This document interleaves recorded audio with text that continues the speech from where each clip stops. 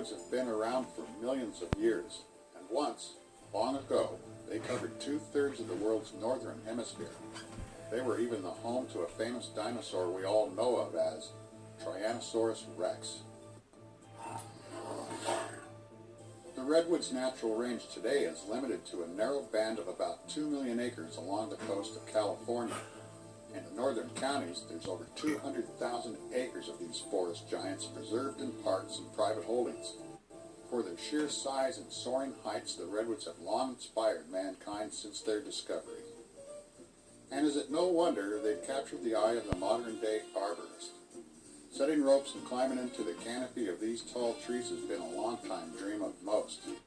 But it's only been in recent years any organized groups of arborists have gathered together and done it. Well, one gathering in the spring of 2005 occurred on the South Fork of the Eel River in Mendocino County at a place called the Redwoods River Resort.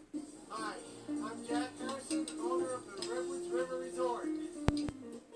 Jack Harrison has hosted numerous groups of arborists in recent years, like this one that came from Denmark in 2003 and led by Alan Bode Jensen. Then in 2004 there was a group of arborists who came from the Midwest and led by Dave Norgard of Minneapolis. They set a trampoline 130 feet in the trees and camped out. Jack's resort accommodated all the climbers who gathered from across the U.S. to do the work in the world-famous treehouse, over 30 arborists in all. So, in the spring of 2005, Jack became the host for another gathering of arborists. It was a fundraiser put on by the Tree Research and Education Endowment and coined as the Tree Fund Redwood Climb. In 2002, the Tree Fund did a pilot project in the Olympic National Rainforest. As one of their first fundraisers, they auctioned adventure trips to winning bidders, promising a guided tree climbing experience they'd never forget. A certified arborist from Seattle named Michael Oxman selected the site.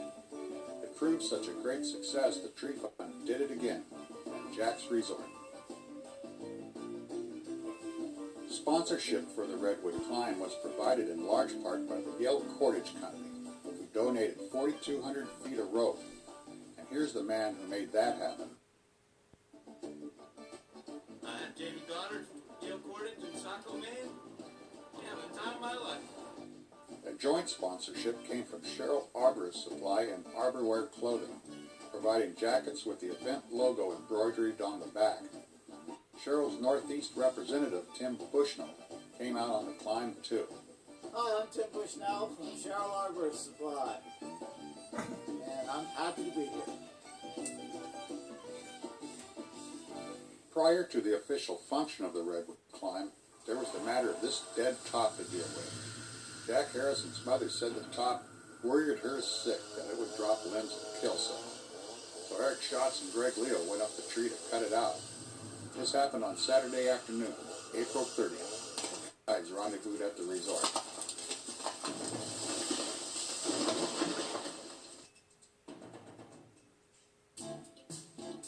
The guide roster included Greg Leo from Chico, California,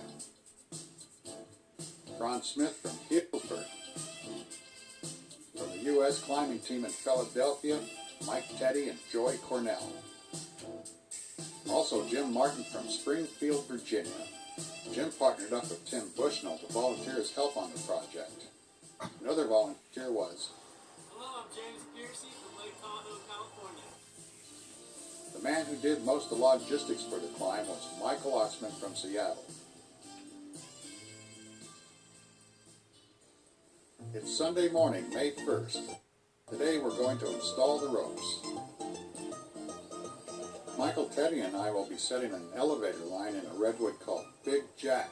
To get on with that, Tim Bushnell used a big shot to set a line in an adjacent tree for doing a traverse in Big Jack. The target limb is only 120 feet, but proved elusive to get that morning. We just couldn't hit the bullseye. It was funny. Mike Teddy managed to get a line over that limb using the two-handed technique before we got it there with the big shot. Isn't that the way it goes sometimes? it doesn't always go without a few tangles along the way, too. By this time, Franz Smith had already set a line in another tree not far away. Him and Greg Leo will be climbing the tree and cutting deadwood out this afternoon. After I get in the top of Big Jack, you'll be able to see this tree well.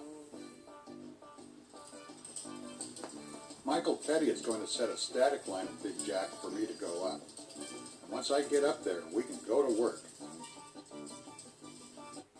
To do a lot of this video, I use my helmet camera.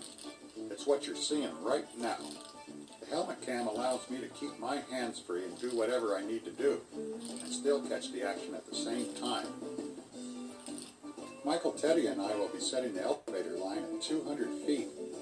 The elevator will provide the opportunity for everyone to take a free ride to within 30 feet of the top of Big Jack. Well, a free ride for the most part anyway. You'll see how it works as this goes on.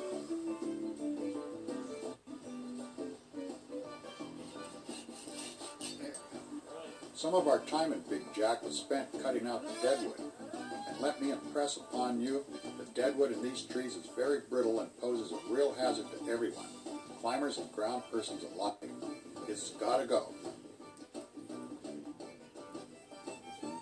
I don't know if you can see, there's Franz right there, there's Greg Leo, and there's Joy Cornell right there.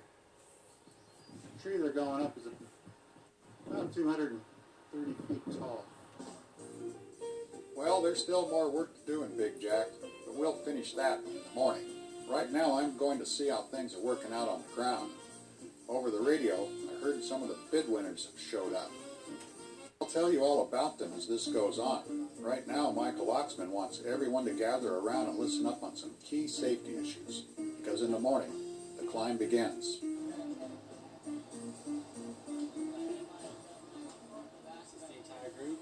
It's Monday, May 2nd, 2005, and this marks the official start of the Redwood climb.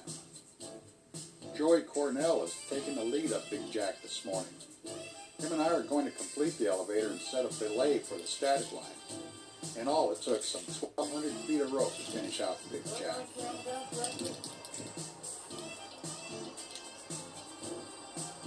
Okay. Are they pulling for you?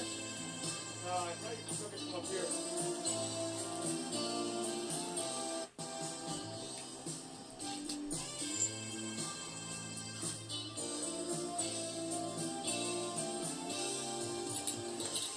There's a whole lot of ropes in one tree.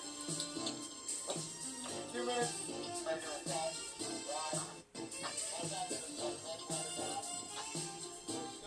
Thank you. I'm just going to reinstall the tandem and we'll be clear to go. I'll get my line out of the way.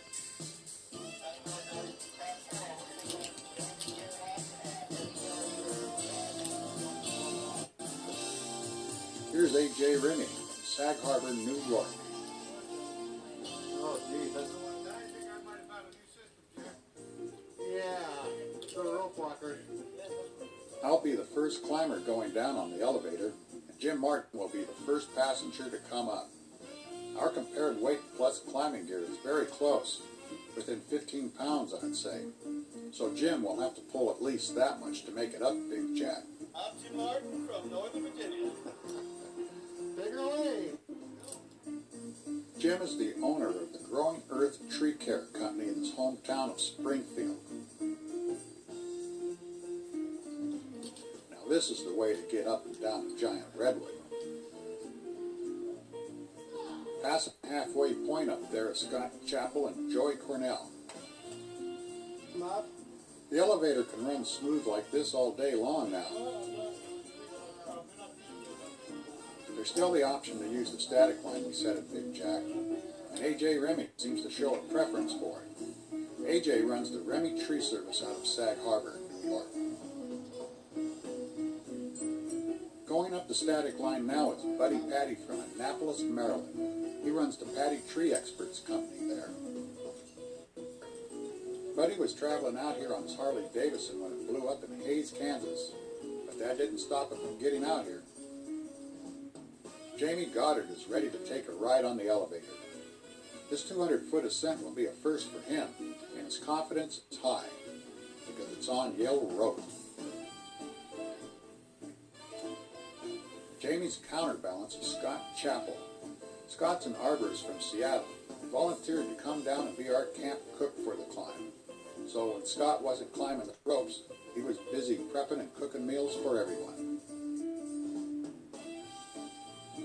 Looks like Tim Bushnell is going for the cardiovascular workout on the static line. For me, going up that line takes about 15 grueling minutes. And that doesn't include taking time out to catch my wind either. Franz and Greg are running a traverse and zip line over at the playground. It's a loop course where each climber ascends a static line set in a playground tree at 150 feet. Then they traverse over to another tree some 70 feet away. Then from that tree they come down on the zip line. This is Pierre Tardif coming down the zip line now. Pierre is a staff engineer for ATI Research in San Jose. He designed and developed video cards for computers. Pierre secured his bid for this climb from a person that won it, but couldn't make it. Going out on the traverse line up there is Jerry Hamilton from Greenville, Ohio. Jerry owns the Tree Masters Tree Service in Greenville and brought his family along on the climb too. Coming down on the zip line now is Mark Muskie. Mark is proprietor of the Walmart Tree Care Service in upstate New York. Eating lunch here with Buddy Patty is George Rollins from Prince Frederick, Maine. George and Buddy work together. George is the tree surgeon supervisor on the U.S. Capitol grounds. Imagine that. We'll be dining tonight in Garberville. Compliments of the Tree Fund. But before going, Eric Schatz wanted to show all the eastern climbers the technique of working a long flip line. Eric used to rig pole trees in the woods when old growth logging was still going on here, years ago. We're at the Water Wheel restaurant in Garberville. Steak, pasta, and seafood. The Water Wheel once served 30 tree climbers in one setting and was never slow on service. That happened back in 2003 when the tree project was in the works. Now I'm going to be getting up very early in the morning to go climb Big Jack. It's 6 a.m. and the fog is laying like a blanket over the redwoods. It sure is pretty. Well, above me is a nesting pair of redwood climbers. They're shy creatures in the wee hours of the morning and can get feisty if you approach their nest too close, so I'll try not to disturb them. Everything pretty still? No movement? Not too bad, because I sleep on my side for the most part anyway. So I just loosen it up like that, and this closes up. Actually, like this.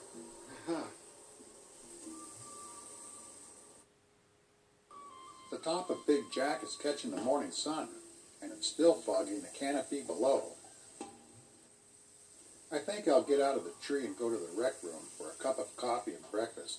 Everybody should be up and about by now. AJ and Mark are breaking camp.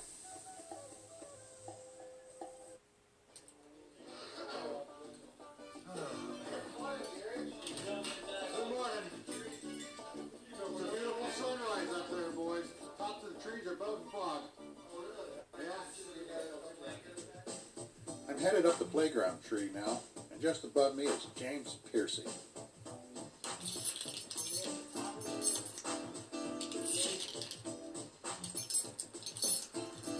Sounds good. My name's Buddy Patty from Annapolis, Maryland.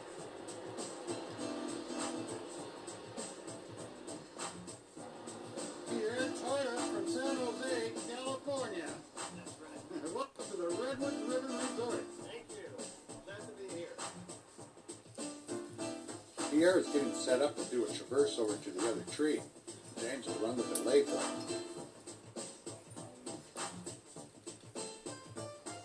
Who else is coming up behind you, Jack? Jack's coming up and Jamie's coming up on this one right now. Jamie's coming up right now? Yeah. Oh, good. This is a busy tree. Having two static lines set in it, plus the traverse makes it popular with everyone.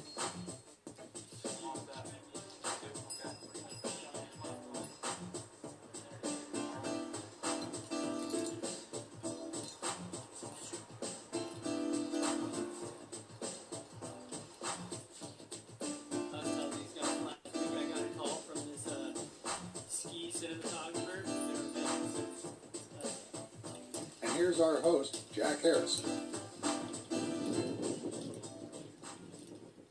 I heard on the radio George Rollins' wife, Lisa, is going to take a ride on the elevator, and I don't want to miss that for anything.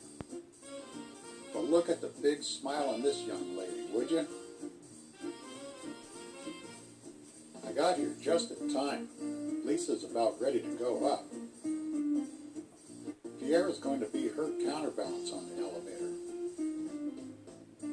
Now Pierre is a little bit of a lightweight, even with gear on. So Eric Schatz will pull on the elevator line to make up for the little difference in weight between Pierre and Lisa.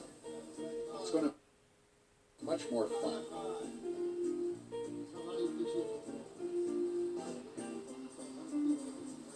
Eric has a helmet camera too, so you're going to catch a great glimpse of Lisa as she goes by him up there at around 150 feet.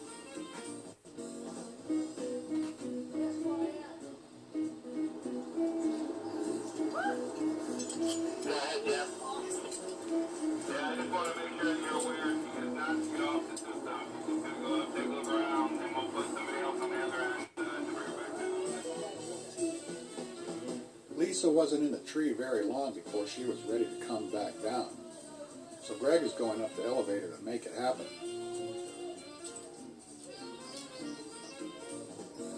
Now Greg's funning around up there and is going to speed up Lisa's descent. I do believe I heard a little squeal of excitement there.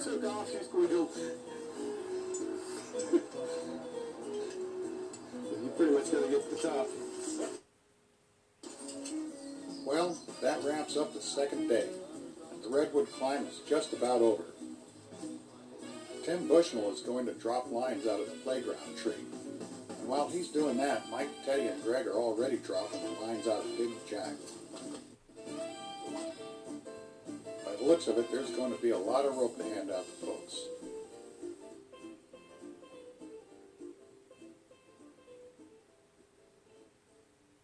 The Redwood climb was a great success and brought smiles to all. I'll tell you, it wouldn't have been the same without the help from everyone. So a big hearty thanks goes out to all of you.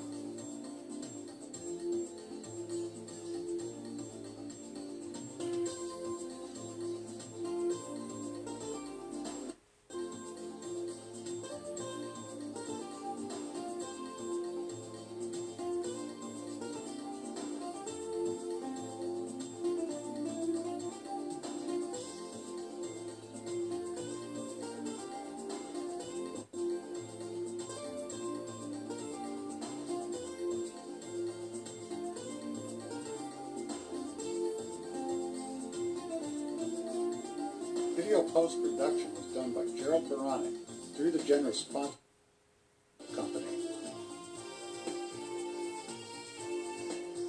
For more information about the Tree Fund and any future events that may be in the planning, contact the Tree Dynamics and Arborist Techniques Fund.